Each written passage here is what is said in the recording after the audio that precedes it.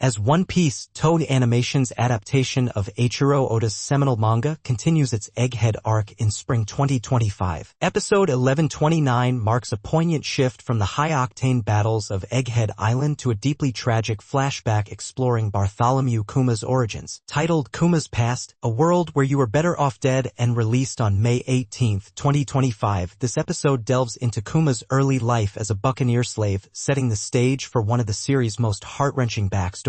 I found myself both devastated by the episode's unflinching portrayal of suffering and impressed by its narrative ambition, prompting a review that dissects its emotional weight and technical triumphs. Following episode 1128's shocking arrival of St. J. Garcia Saturn, who immobilized the Straw Hats and captured Bonnie, episode 1129 pivots to Kuma's past, triggered by Bonnie's desperate attack on Saturn. The episode traces Kuma's birth 47 years ago into the enslaved buccaneer race, his family's capture, and the brutal murder of his parents by the world nobles. At age 9, Kuma endures slavery on God Valley, where he meets fellow slaves Emporio Ivankov and Ginny during a sadistic noble competition. Amid despair, their budding friendship offers a flicker of hope. Back in the present, Saturn's dominance continues, underscoring the stakes of Kuma's history. Episode 1129 advances the Egghead arc by initiating Kuma's flashback, a critical narrative pivot that contextualizes his relationship with Bonnie and Saturn's antagonism. The major revelation is Kuma's buccaneer heritage, a race targeted by the world government, and his enslavement on God Valley, tying his suffering to the series' broader themes of oppression. The introduction of young Ivankov and Ginny recontextualizes their revolutionary army ties, a significant turning point that deepens Kuma's lore. The episode fulfills its role by establishing the emotional and historical stakes of Kuma's arc, raising questions about his eventual transformation into a cyborg and resolving little from the present-day Egghead conflict, which is deliberately paused. The pacing is deliberate, with the flashback's heavy content unfolding methodically, though I think the brief present-day scenes feel abrupt, disrupting immersion. The slow rhythm suits the tragic tone, but risks alienating viewers expecting action, balancing depth with accessibility. Kuma, as a child, is the emotional core, and I really appreciate how his quiet resilience amid unimaginable cruelty reveals a stoic yet hopeful spirit, a new facet of his enigmatic persona. His tearful endurance after his father's execution, "I'll be strong, Papa," exposes a raw vulnerability, marking profound growth from innocence to defiance. Ivankov's fiery optimism and Ginny's gentle support, even in chains, lay the foundation for their revolutionary ideals, though their limited screen time curbs deeper exploration.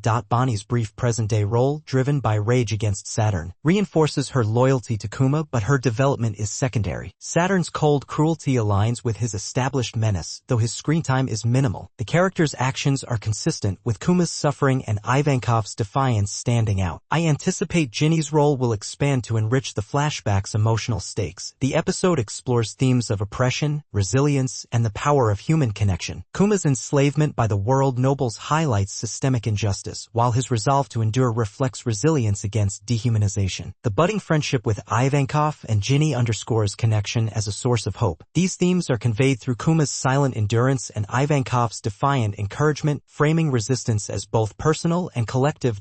I think the episode handles these ideas with devastating clarity, though the oppression theme risks feeling heavy-handed due to the nobles' cartoonish cruelty. A subtler portrayal of their power could have deepened the commentary, but the focus on connection mitigates this, offering emotional balance. The episode enriches the One Piece world by detailing the buccaneer race, a marginalized group with implied historical significance, and introducing God Valley, a now-lost island tied to the world nobles' atrocities. The noble competition, a grotesque spectacle, reveals the extent of their decadence, while mentions of the Revolutionary Army's origins hint at a broader resistance network. I find these additions compelling, though I wish the episode clarified God Valley's geopolitical role to anchor its importance, as the setting feels vivid but abstract. The dialogue is poignant in emotional peaks, with Kuma's whispered, "I'll keep going," carrying heartbreaking resolve. However, the nobles' taunts, like "run, vermin," risk cliché, leaning into villainous caricature. The writing excels in crafting the flashback's oppressive atmosphere, with vivid descriptions of God Valley's blood-soaked fields, but I personally don't understand why the present-day scenes are so brief, as they disrupt the flashback's flow. The narrative's emotional depth is strong, but the tonal shift between past and present feels jarring. Overall, the script is powerful but uneven. Toei Animation's work is exceptional, with fluid motion in subtle moments, like Kuma's trembling hands as he witnesses his father's death, rendered with gut-wrenching detail. Facial expressions such as Ivankov's defiant glare convey raw emotion, though I noticed minor inconsistencies in background character designs, likely due to budget constraints. Tasuku Shimaya's direction emphasizes tragedy, using low-angle shots of the nobles towering over Kuma to evoke powerlessness. A slow pan across God Valley's slave pens amplifies despair, though the editing falters in transitions to the present, with abrupt cuts disrupting tone. Episode 1129 evokes profound sadness, anger, and faint hope. Kuma's suffering is harrowing, sparking outrage at the noble's cruelty, while his friendship with Ivankov and Ginny stirs quiet optimism. The most impactful moment is Kuma's father's execution, a brutal scene that lingers with its stark cruelty. I think the episode leaves a lasting impression, its emotional intensity unforgettable, though its heavy tone may overwhelm some viewers. It prompts reflection on the resilience required to endure systemic injustice and the bonds that sustain hope. The episode's core philosophical lesson is the enduring power of resilience and connection in the face of oppression. Kuma's survival and his nascent bonds with Ivankov and Ginny reflect how hope and solidarity can defy dehumanization, urging viewers to find strength in community and perseverance against overwhelming odds. Episode 1129 of One Piece is a visually stunning and emotionally devastating chapter, with strengths in Kuma's tragic arc, Okamoto's exceptional performance, and Toa's evocative animation. The soundtrack and world-building enrich the Egghead arc, but uneven pacing, abrupt present-day transitions, and occasionally cliched dialogue temper its impact. I think the episode achieves its goal of launching Kuma's backstory with profound emotional weight, but its narrative fragmentation makes it a challenging, if powerful, installment. Looking ahead, I anticipate the series will deepen Kuma's journey and tie his past to Egghead's present, potentially elevating Bonnie's role. One Piece remains a storytelling titan, and I'm hopeful it can balance its emotional depth with tighter narrative cohesion to deliver a transformative arc.